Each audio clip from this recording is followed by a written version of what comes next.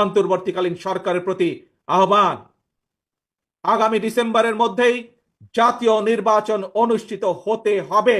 Bangladesh 2 is not for sale. আমরা এটা বিক্রি করবার জন্য 1400 শহীদের রক্তের সাথে গাদ্দারি করব না। মির্জাফর আর লেন্দুক দর্জির কাছে বাংলাদেশ বিক্রি করে দেওয়া হবে না। অতএব সাধু সাবধান। সংস্কার, বিচার, নির্বাচনের প্যাকেজের মধ্য দিয়েই হচ্ছে 1400 শহীদের রক্তের হিস্সা আদায় করা সম্ভব। সংস্কারের মাধ্যমেই সেই সাগরকন্যার ময়নাদ্বীপ বানানো সম্ভব। ওটাই আমার বাংলাদেশ 2। বাংলাদেশে আপনার টোটাল আমার সংসদের হিস্ট্রি আমি যতটুকু পড়েছি, আমার ডেফিনেশন হয়তো ম্যাট্রিক্স একটু উঁচু হইতে পারে, 50 জন মেম্বার অফ পার্লামেন্ট এমপি গত 53 বছরে বাংলাদেশ প্রডিউস করে নাই। 50 জনও করে নাই। গত 53 বছরের কথা বলছি, কিন্তু এক সংসদের কথা বলছি না। পার্লামেন্ট মেম্বার বলতে যা বোঝানো হয় দুনিয়াতে, যদি হাউস অফ কমন্সের স্ট্যান্ডার্ড আমি ধরি, তার 50 জনে 53 বছরে তৈরি করা যায় নাই। তাহলে সেখানে আপনি 300 থেকে 400 নেবেন, উপরে আবার 100 নেবেন। এই যে বিশাল হাতির পাল তৈরি করছেন এবং এটার জন্য যে হাজার হাজার কোটি টাকা লুটপাটের বাণিজ্য, পলিটিক্যাল পার্টির সিন্ডিকেটেড করাপশনের স্পেস করে দিচ্ছেন, এটা যেটা করবে, দ্বিতীয় চেম্বার তো হবেই না, বরং যে কারণে আমরা সংস্কার চাই ঠিক তার উল্টা রেজাল্টটা বয়ে নিয়ে আসবে। যেই রাষ্ট্র একটা চেম্বারকে এখনো ফাংশনাল করতে পারে নাই, যেই দেশে এখনো 100 জন ভালো মেম্বার অফ পার্লামেন্ট হয়নি, সেই রাষ্ট্রে আপনি 2টা চেম্বার কিভাবে মেনটেন করবেন? এবং আমি রিপিটেডলি বলেছি বিভিন্ন জায়গাতে যে 2টা চেম্বার করলে যেটা হবে, দ্বিতীয় চেম্বারটা হচ্ছে মমতাজ আর হইল সুবর্ণা মোস্তফাদের, আসাদুজ্জামান নূরদের ভরণ পোষণ কেন্দ্র হবে। যারা ধরেন প্রত্যেকটা আসনে 5 জন করে নমিনেশন সিক করে একটা বড় পলিটিক্যাল পার্টির, কয়জনকে নমিনেশন দেবে? 5 কোটি 10 কোটি টেন্ডার হাঁকাইলেন, কোরবানির গরুর মতো টেন্ডার হাঁকায় 5, 10, 20 কোটি দিত, টিকিট তো বেচবেন, বেচার পরে তার 4 জন রয়ে গেল। তখন কি করবে? এদেরকে বুঝ দিবে, আচ্ছা তোমাকে বিআইডব্লিউটি এর চেয়ারম্যান বানাই দিব, তোমারে প্রতিমন্ত্রী বানাই দিব, তোমারে উপরের চেম্বারে নিয়ে যাবো। তাহলে যেটা হবে, রাজনীতিকে ঘিরে করাপশনের আমার আরও লুটপাট বাণিজ্যের একটা জায়গা তৈরি হবে।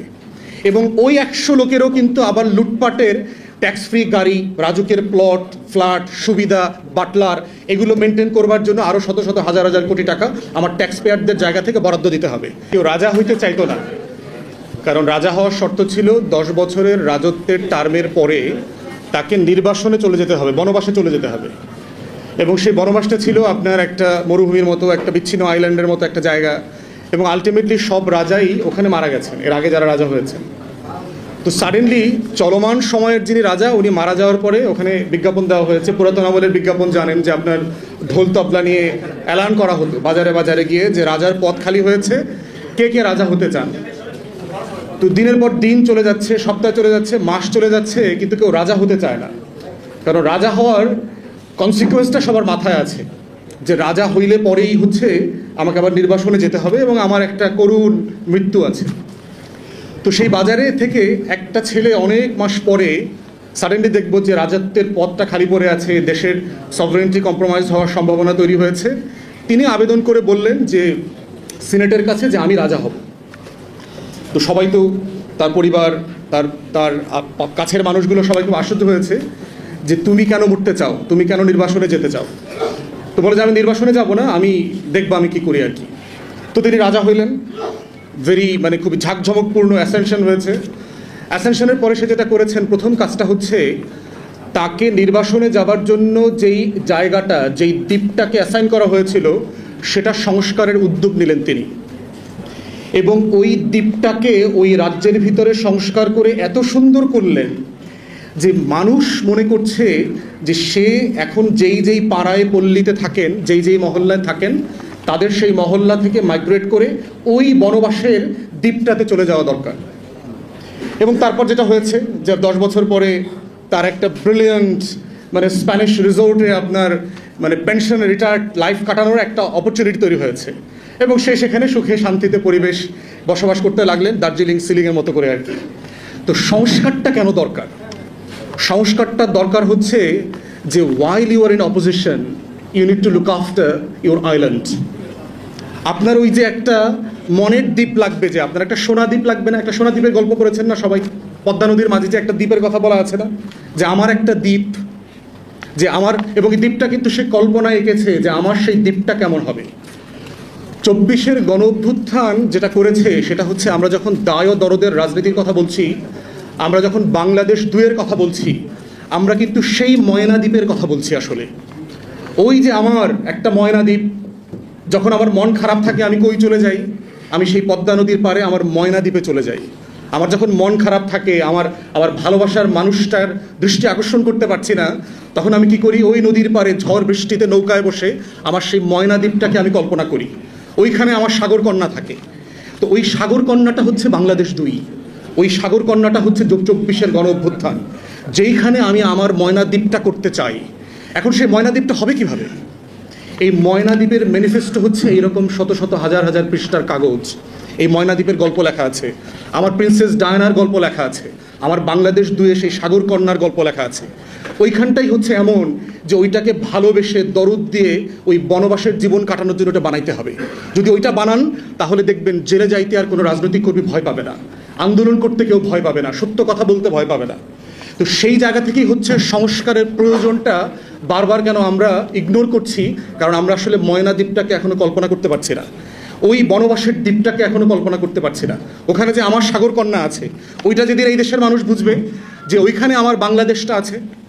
ওই যে আপনার একটা রোমান্টিক গান আছে না, যে আমি কাউকে বলিনি সে নাম, কেউ জানে না, না জানে আড়াল, জানে কান্নার রং, জানে জ্যোৎস্নার ছায়া। কান্নার যে রং হয় না এবং জ্যোৎস্নার যে ছায়া দেখা যায় না, সেটা কিন্তু ওই গভীরভাবে ভালোবেসে না বলতে পারার যে কষ্ট, ওইটা হচ্ছে বাংলাদেশ 2 যদি এই গণ অভ্যুত্থান থেকে আমরা করতে না পারি, আমাদের এই 24-এর গণ অভ্যুত্থানের সকল মানুষকে কিন্তু ওই আড়ালে থেকে থেকে কাঁদতে হবে, একদিন সবাইকে কাঁদতে হবে, এবং এমন ভালোবাসার মতো করে কাঁদতে হবে যে এই ভালোবাসার গল্প দিয়ে আপনি আর এই বাংলাদেশ করতে পারবেন না। ইটস টু লেট দেন। অতএব সংস্কারের এই আলোচনাটা হচ্ছে ওই ময়না দ্বীপকে ভালোবেসে আড়ালে থেকে থেকে আমার জ্যোৎস্নার রংটাকে ম্যাটেরিয়ালি বাস্তবায়ন করার মতো, যাকে দেখা যায় না, আমার কান্নার রংটাকে রঙের দিয়ে ফুলেল করে ফেলার মতো করে জায়গা। এবং সেটার জন্য হচ্ছে কি করতে হবে, আমার রাষ্ট্রের প্রত্যেকটা প্রতিষ্ঠানে যে আবর্জনা ময়লা জমে আছে সেই ময়লাগুলোকে সরাইতে হবে। তো সরানোর পথ কি? বাড়িতে, বিল্ডিংয়ে, ঘরে আমরা আমাদের কাজের লোকরা অথবা আমাদের ঘরের মানুষরা আমরা পরিষ্কার পরিচ্ছন্ন করি না, ছাফ জঙ্গল করি না। খেতে যখন নিড়ানি দিতে হয় তখন কৃষক কি করে, ময়লা পরিষ্কার করে। রাষ্ট্রের গায়ে যখন ময়লা লাগে তখন কিন্তু রক্ত দিয়ে পরিষ্কার করতে হয়। এই জন্য দেখবেন আমরা আন্দোলন করি কেন, কারণ রাষ্ট্রের পরতে পরতে ময়লা জমেছে, ওইটা ঝাড়ু দিয়ে পরিষ্কার করা যায় না, ওটা আন্দোলন করে রক্ত দিয়ে পরিষ্কার করতে হয় বারবার। এখন আপনি কতবার লড়াই করে আপনার গায়ের, আপনার দালানের, আপনার সমাজের, আপনার রাষ্ট্রের সেই ময়লা পরিষ্কার করে আপনার সেই স্বপ্নের ময়না দ্বীপটা বানাবেন? এখন এখানে লার্জলি যা বলা আছে, ফ্যাক্টসে চলে আসি, মোটা দাগে একমত। 2টা বিষয় শুধু আমি কথা বলবো। প্রথম কথা হচ্ছে, আমি নীতিগতভাবে এবং আমার দল, আমরা 2টা চেম্বারের পক্ষপাতী না। আমরা মনে করি যে বাংলাদেশ রাষ্ট্র এখনও এত ম্যাচিওর হয় নাই পলিটিক্যাল ডেমোক্রেসিতে যে তারা 2টা চেম্বারের যে ব্যুরোক্রেটিক প্রবলেম আছে, যে পিং পং সিচুয়েশন আছে, সেই সিচুয়েশনটা হ্যান্ডেল করতে পারবে। যদিও আমাদের পার্টির পক্ষ থেকে বলা হয়েছে আমরা লার্জলি কনসেনসাস বেসড জায়গাতে একমত হব। যদি মোটা দাগে সব দলগুলো 2টা চেম্বারের ব্যাপারে কাজ করতে একমত হয়, আমরা এত রিজিড না যেটা মানব না। তবে রীতিগতভাবে মনে করি যে আমরা 2টা চেম্বার এত কমপ্লেক্স হবে, এবং আমি যেহেতু ইংল্যান্ডে লেখাপড়া করেছি, প্র্যাকটিস করেছি, আমি এই লোয়ার চেম্বার এবং আপার চেম্বারের যে কমপ্লেক্সিটি, তার যে হিস্টোরিক্যাল রিয়ালিটিতে যে ডেভেলপ করেছে, সেই ডেভেলপমেন্টটা বাংলাদেশের ধারে কাছেও আমরা নাই। যেই রাষ্ট্র একটা চেম্বারকে এখনো ফাংশনাল করতে পারে নাই, যেই দেশে এখনো 100 জন ভালো মেম্বার অফ পার্লামেন্ট হয়নি, সেই রাষ্ট্রে আপনি 2টা চেম্বার কীভাবে মেনটেন করবেন? এবং আমি রিপিটেডলি বলেছি বিভিন্ন জায়গাতে যে 2টা চেম্বার করলে যেটা হবে, দ্বিতীয় চেম্বারটা হচ্ছে মমতাজ আর হইল সুবর্ণা মোস্তফাদের, আসাদুজ্জামান নূরদের ভরণ পোষণ কেন্দ্র হবে। যারা ধরেন প্রত্যেকটা আসনে 5 জন করে নমিনেশন সিক করে একটা বড় পলিটিক্যাল পার্টির, কয়জনকে নমিনেশন দেবে? 5 কোটি 10 কোটি টেন্ডার হাঁকাইলেন, কোরবানির গরুর মতো টেন্ডার হাঁকায় 5, 10, 20 কোটিতে তো টিকিট তো বেচবেন, বেচার পরে তারা 4 জন রয়ে গেল। তখন কি করবে? এদেরকে বুঝ দিবে, আচ্ছা তোমাকে BIWT এর চেয়ারম্যান বানাই দিব, তোমারে প্রতিমন্ত্রী বানাই দিব, তোমারে উপরের চেম্বারে নিয়ে যাবো। তাহলে যেটা হবে, রাজনীতিকে ঘিরে করাপশনের আমার আরও লুটপাট বাণিজ্যের একটা জায়গা তৈরি হবে, এবং ওই 100 লোকেরও কিন্তু আবার লুটপাটের ট্যাক্স ফ্রি গাড়ি, রাজুকের প্লট, ফ্ল্যাট, সুবিধা, বাটলার, এগুলো মেনটেন করবার জন্য আরও শত শত হাজার হাজার কোটি টাকা আমার ট্যাক্স পেয়ারদের জায়গা থেকে বরাদ্দ দিতে হবে। তাহলে দ্বিতীয় চেম্বার করবার জন্য আমার যে পলিটিক্যাল ম্যাচুরিটি দরকার, এইটা আমি প্রথম চেম্বারই আসলে করতে পারি। আমাদের দলের পক্ষ থেকে আমরা প্রস্তাব করেছি যে আমাদের এখন সংরক্ষিত আসন আছে শুধু মহিলাদের জন্য এবং 50। আমরা বলেছি এটাকে 100 করে দেন, এবং শুধু মহিলাদের জন্য না, এখানে মহিলা, সিভিল সোসাইটি, পিছিয়ে পড়া জনগোষ্ঠী, মাইনরিটি, উর্দুভাষী বাংলাদেশি, হরিজন কমিউনিটি, পাহাড়ি, সবাইকে এখানে আনেন। আমরা এই 100 লোকের পারফরমেন্স 2টা সংসদে দেখি, তারা কেমন পারফর্ম করে। আমাদের দিক থেকে দেখবেন যে পলিটিক্যাল পার্টিসগুলো কি রাইট সিলেকশন করছে কিনা। না তারা আবার মমতাজদেরকে ফাইটটা যায় চল্লা যায় টাইপের লোকদেরকে আনতেছে? আর যদি মনে করে যে না সিরিয়াস ক্যান্ডিডেট আসতেছে এই 100-র ভিতরে, আমরা 2টা সংসদ পরে তখন সেকেন্ড চেম্বারে চলে যাব, যদি এটা ফাংশনাল হয়। কিন্তু যদি এটা ফাংশনাল যেহেতু হয় নাই, আমরা ভালো রোল মডেল পলিটিক্যাল মেয়েদেরকে কি আনতে পেরেছি? আমাদের গত সংসদে এই যে মেয়েদেরকে 30, 35, 50 করে আনলাম, কয়জন ভালো ফিমেল পলিটিশিয়ান আসছে যাদেরকে দেখে ইয়াং মেয়েরা তরুণীরা পলিটিক্সে আসতে আগ্রহী হচ্ছে না তো? কারণ যাদেরকে দেখে রিডিং করতে পারে না বাংলা, এরকম মহিলা এমপিও আমরা দেখছি। বাজেট আসনে তার স্বামীর খুনের বিচার চাইছে, এরকম মহিলা এমপিও আমি দেখছি, যে বিএনপির আমলে আমার স্বামী মারা গেছে, এটা বিচার চাই মাননীয় প্রধানমন্ত্রী বাজেটের অধিবেশনে। বাংলাদেশে আপনার টোটাল আমার সংসদের হিস্ট্রি আমি যতটুকু পড়েছি, আমার ডেফিনেশন হয়তো ম্যাট্রিক্স একটু উঁচু হইতে পারে, 50 জন মেম্বার অফ পার্লামেন্ট এমপি গত 53 বছরে বাংলাদেশ প্রডিউস করে নাই, 50 জনও করে নাই। গত 53 বছরের কথা বলছি, কিন্তু এক সংসদের কথা বলছি না। পার্লামেন্ট মেম্বার বলতে যা বোঝানো হয় দুনিয়াতে, যদি হাউস অফ কমন্সের স্ট্যান্ডার্ড আমি ধরি, তার 50 জন 53 বছরে তৈরি করা যায় নাই। তাহলে সেখানে আপনি 300 থেকে 400 নিবেন, উপরে আবার 100 নিবেন। এই যে বিশাল হাতির পাল তৈরি করছেন, এবং এটার জন্য যে হাজার হাজার কোটি টাকা লুটপাটের বাণিজ্য, পলিটিক্যাল পার্টির সিন্ডিকেটেড করাপশনের স্পেস করে দিচ্ছেন, এটা যেটা করবে দ্বিতীয় চেম্বার তো হবেই না, বরং যে কারণে আমরা সংস্কার চাই ঠিক তার উল্টা রেজাল্টটা বয়ে নিয়ে আসবে। দ্বিতীয়ত যেটা হবে, দেখেন আরেকটা সমস্যা হলো সেকেন্ড চেম্বারের, একটা হচ্ছে পলিটিক্যাল পুনর্বাসন। সেকেন্ড চেম্বার আমাদের সিভিল সোসাইটিকে হত্যা করবে। একটা রাষ্ট্রের ন্যূনতম সিভিল সোসাইটির যে স্পেস দরকার, এখনই দেখেন অন্তর্বর্তীকালীন সরকার হওয়ার কারণে কি হয়েছে দেখেন, বাংলাদেশে কিন্তু এখন সিভিল সোসাইটি নাই। আমাদের সিভিল সোসাইটি বলতে 20-30টা মানুষ সংগঠন যারা ছিল, এরাদেরকে সবাইকে কিন্তু অ্যাকোমোডেট করে নেওয়া হয়েছে গভর্নমেন্টে, অলমোস্ট সবাইকে। এই দিনের আবার মধ্যে দিয়ে একজন এই অ্যাডভাইজার হন নাই, তারা এখনো বাইরে রয়ে গেছে। তো যেটা হবে, সিভিল সোসাইটির লোকজনের ভিতরেও একটা মোটিভেশন কাজ করবে, এই দলের সাথে সেই দলের সাথে একটু খাতিল করে আমি একটু সিভিল সেকেন্ড চেম্বারে যাইতে পারি কিনা। বাংলাদেশে সিভিল সোসাইটি ধ্বংস হয়ে যাবে। থার্ড হচ্ছে, সেকেন্ড চেম্বার যেটা করবে, আমার প্রফেশনাল বডিগুলো অলরেডি ধ্বংস হয়ে গেছে।